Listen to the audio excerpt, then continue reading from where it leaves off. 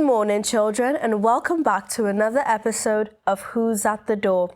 My name is Sahila, and I have a very fun and exciting story to tell you today. Let's all make sure to remember that the stories from the Bible are not just stories, they're real-life events that have happened. So, in whatever story that we read, let us make sure that we learn something very important from it, and we learn from God's Word. So, the story I will be telling you today is called Manna from Heaven. The story starts like this. If any of you know the story of the Israelites and Moses, the Israelites were in captivity from a group of people called the Egyptians, and Moses was sent by God to deliver them and bring them into freedom. Now, they had faced many obstacles to get to where they were, and all through it, every time something bad happened, they complained.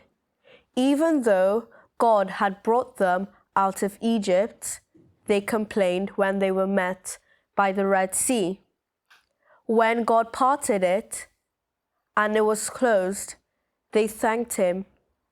But then they complained once they got into the wilderness that they were hungry.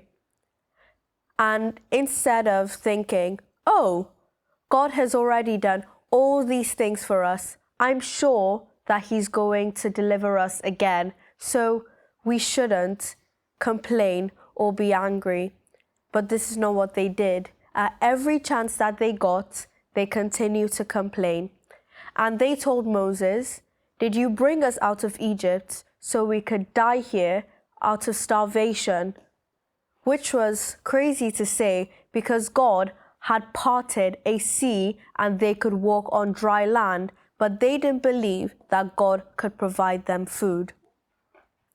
So God had heard them and heard their complaints, and He gave them food from heaven called manna. Manna came from the dew in the sky, the morning dew, and it settled on the floor. They were instructed that every household should take only what they needed for the day. They shouldn't take more than what they were instructed to get. But some people decided that they would be very clever and they would take even more and they would be greedy. And now we all know being greedy is a sin. Being content is the right thing to do. In whatever thing God gives us, we should make sure that we are happy with it and we should not want to take more than we need. But some of the people took more manna and more food than they needed. So when they woke up the next morning, all the extra manna that they took had rotted and it had become spoilt because God had instructed that they should not take any more than they needed, and this was the result of them disobeying God. So now they had learned that they should not take more than they need and only take as much as needed. So each day God provided more food for them. Each day God instructed that they should take only what they needed, and finally they obeyed it. And now it came to the 6th day.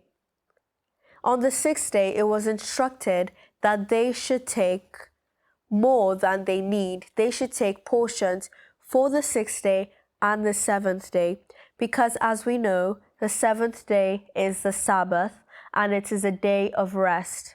The Sabbath is the day where people rest and is used to worship God. As we know in the creation story, on the 7th day, God rested. So they were instructed to take even more than they needed for that day and take the 2nd day's portion.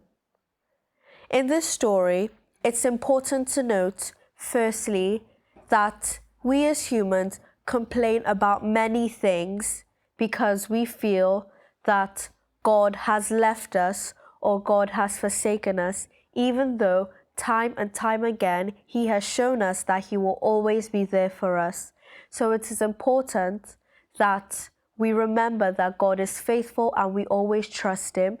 Number 2, it is important that we make sure we are content and we are happy with what God has given us. Because when we are happy and content with what God has given us, He will continue to give us more because we are happy with the little He has given us.